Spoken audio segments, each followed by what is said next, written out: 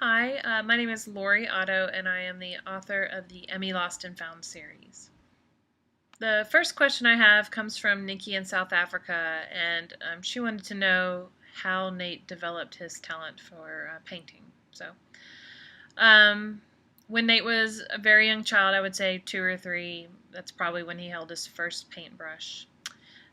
Probably did some finger painting before that. His mother, Donna, of course, she was very heavily involved in charity work in the novels.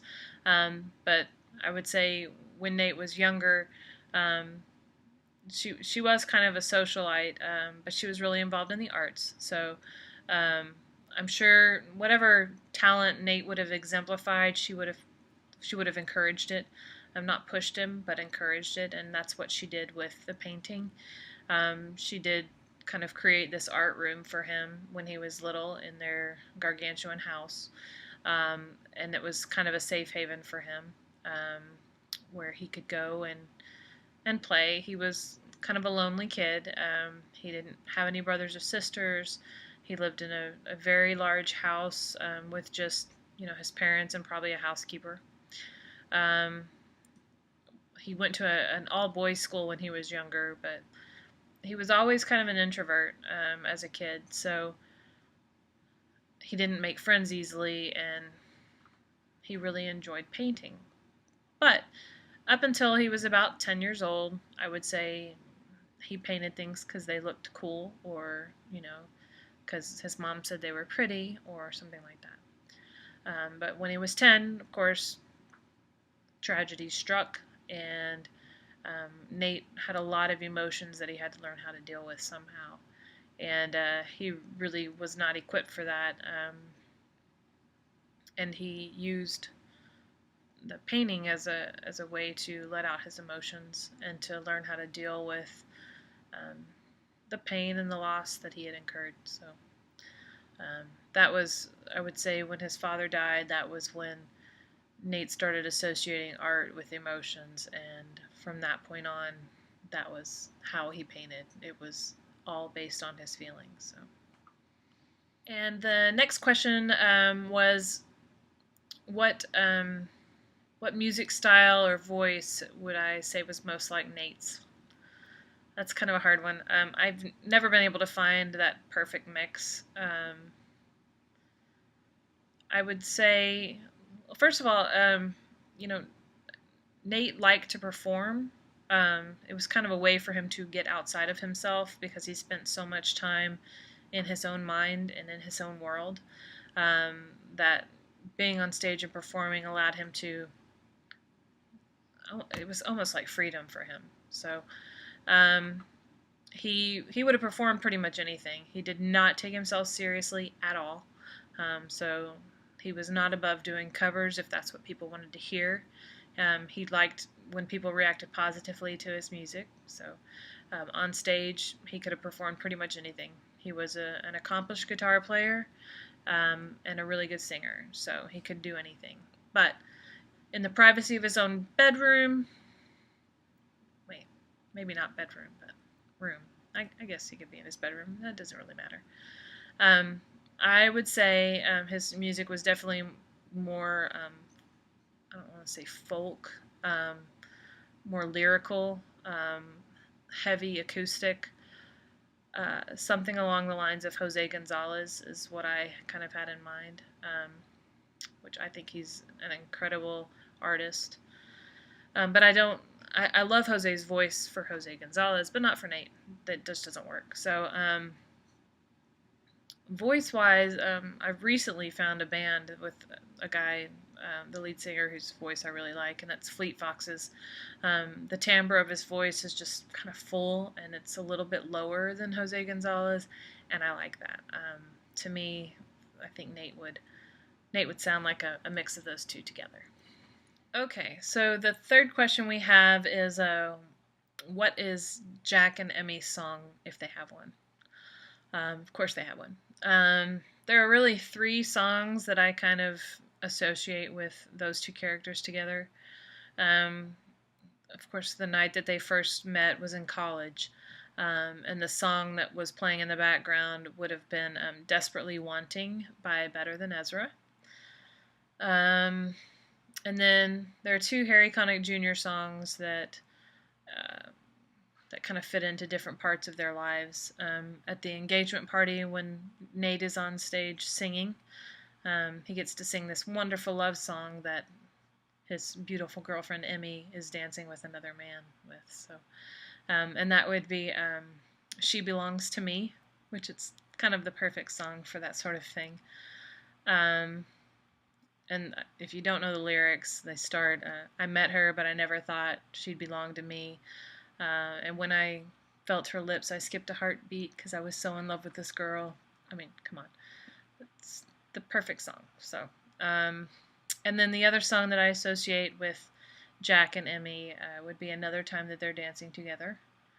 Um, I will not be too specific, but it's a "Never Look Back." And the song that's referred to in there is the Harry Connick Jr. song called "Jill."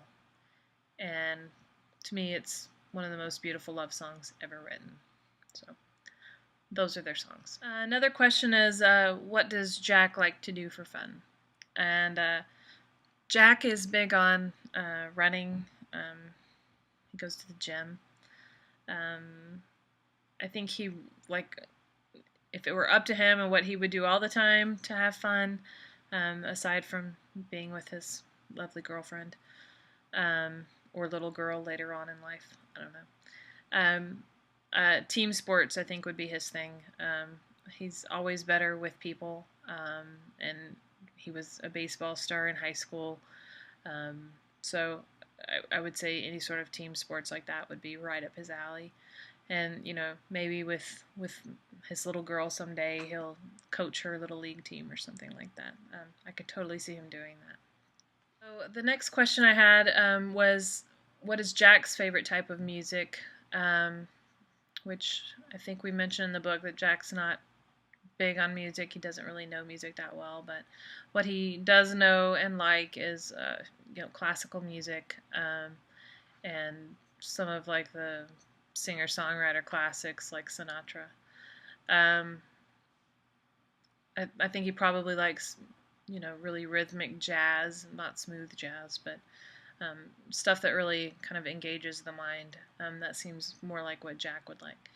Um, I also think he would listen to whatever Emmy had on, and suffer through it if he didn't like it for the most part. I think Colin Malloy's voice, although you grow to love it, I don't think Jack would ever grow to love it, and I think he would politely ask Emmy to turn off her music every once in a while. But um, that's pretty much it. So another question that I got was, how did I come up with the names Nate, Emmy, and Jack? And I have no deep story for you, unfortunately. I do have this weird thing with names. Like, I really do believe that you name a child something and they will grow up to be a certain way. I just see it all the time.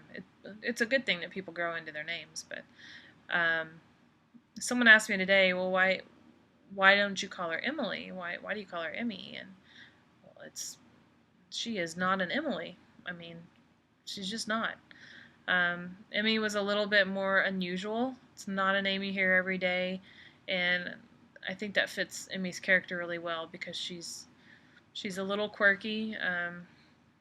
She's I would think an Emily would be very even tempered and mild mannered, and probably have you know probably wouldn't have such horrible language as Emmy tends to have sometimes.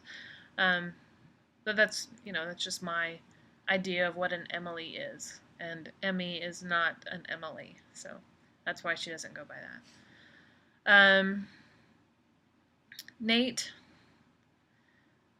I feel like Nate kind of got a very generic name, and it was supposed to be more of a family name, but I actually messed up. I'll admit it right now.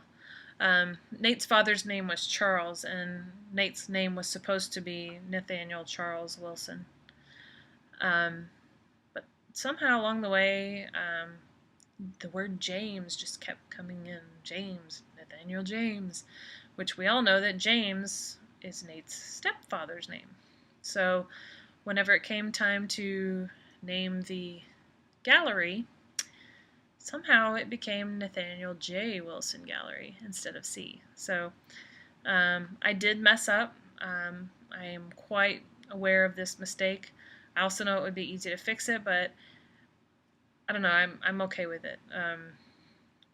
It doesn't bother me that much. But Nate Wilson is not the most interesting name in the world. It is not a standout character name, and it's something that I'm actually dealing with right now. Writing the new, I don't know, prequel. I don't know what you call it. I'm writing a book, a novella. I don't know what to call it yet. About Nate and Emmy's friendship from high school. So, but Emmy kind of has the same thoughts about Nate's name, which is kind of cool. Jack, on the other hand, I've always loved the name Jackson. I don't care how many characters have that name. It doesn't matter to me. It's one of the best names in the history of names. What you don't know is that originally his name was going to be Jax with an X, and fortunately I came to my senses before I even started writing, and that never got penned on paper because that does not fit his personality at all. I think that the idea to call him that was before I really understood who he was as a character, but Jack is a very straight-laced kind of guy and needs a name to reflect that. So, but I do like that he has his nickname Jax, Jacks, because it is casual and it's fun and it's something that he shares with his siblings. And then eventually Emmy has a name she can call him too, and I think it's sweet. So that's pretty much it. Thank you.